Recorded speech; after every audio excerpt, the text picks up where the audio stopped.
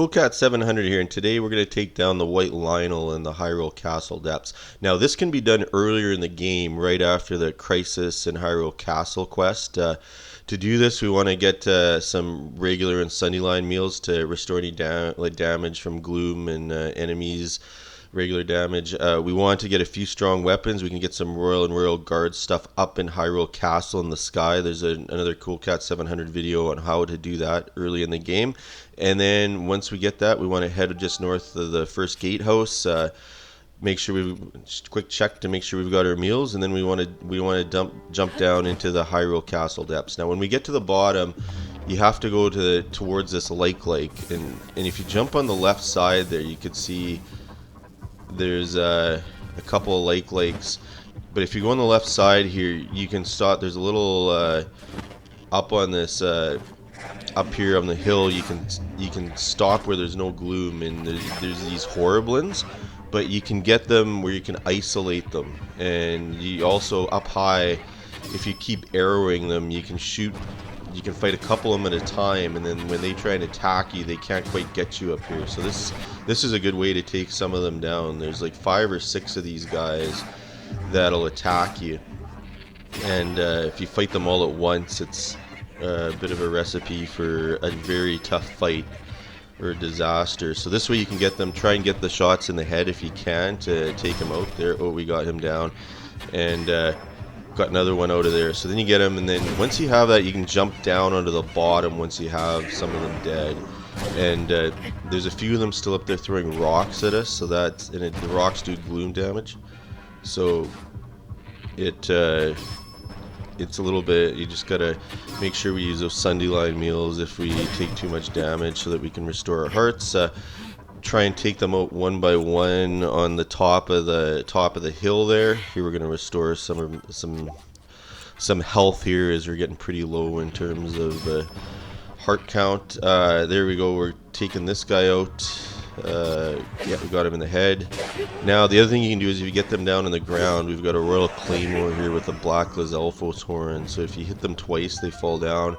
And so we've got them finally beat, and so we can get like black Horriblin horns for fuse. There's Horriblin guts. There's a bunch of good stuff here that we can pick up.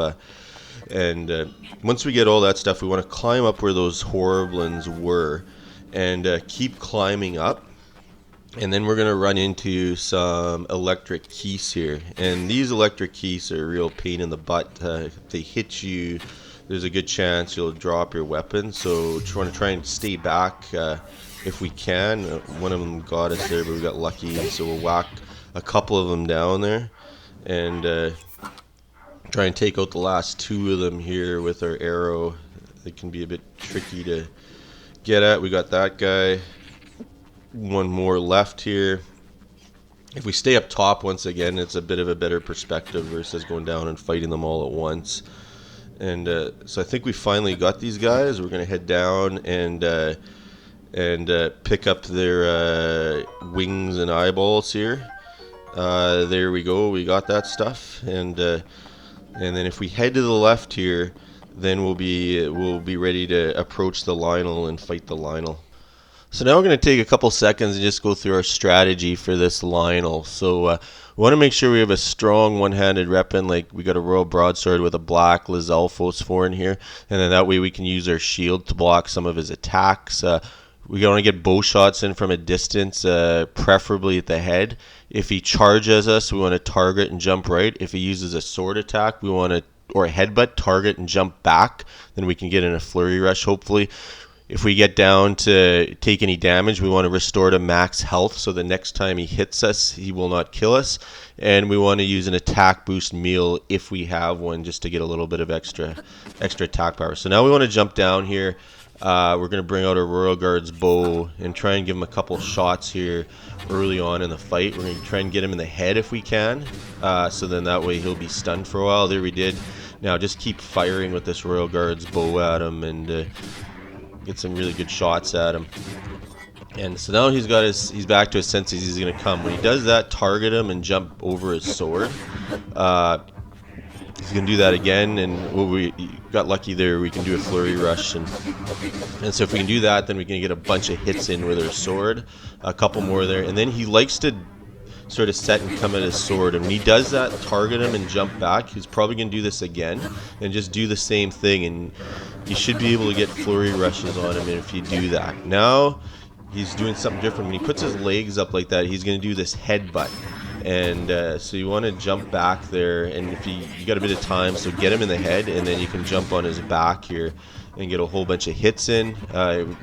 He's now going to come at us again. This time we're going to shield his attack. That's the other thing you can do when he does his sword stuff, is just use your shield. He's coming at us now. Get out of the way. We're going to give him a couple more bow shots here as well while he's turned the other way. Now he's going to do his fire damage. Just run away from it. It's probably the best way there too. We're going to try and get a couple more shots in while he's running around. Now he's coming at us again. We're going to do once again target and jump right, and this we can get a flurry rush on him. So a couple more hits, and he's pretty close to the damage here. You can block his shots with his bow or jump back, and then one final hit and he's done.